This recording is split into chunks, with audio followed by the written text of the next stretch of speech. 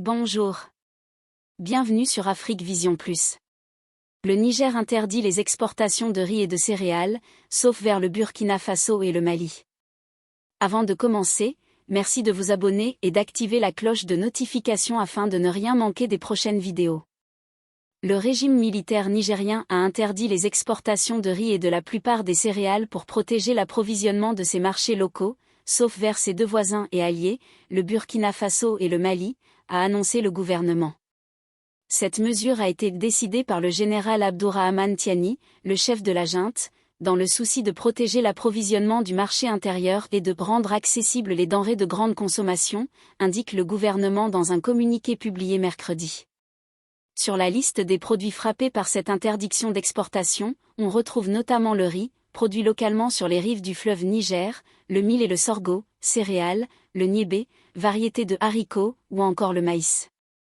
Ces interdictions ne s'appliquent pas aux exportations à destination du Mali et du Burkina Faso, deux voisins également gouvernés par des militaires putschistes qui forment avec le Niger la Confédération de l'Alliance des États du Sahel, AES, précisent les autorités. Des sanctions pénales pourront être prises envers les contrevenants, et des cargaisons saisies, ajoute-t-elle. Le Niger est un important réservoir d'approvisionnement en céréales, en particulier pour certains États du Nigeria voisin.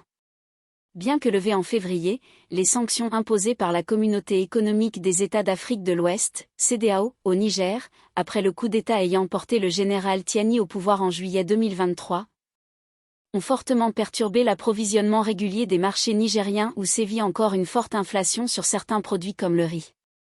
La fermeture toujours actuelle de la frontière avec le Bénin voisin participe à ces perturbations.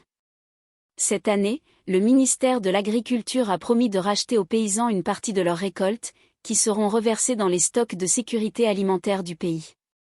Mais malgré les importantes inondations qui ont frappé l'ensemble du pays, le ministère espère de bonnes récoltes agricoles.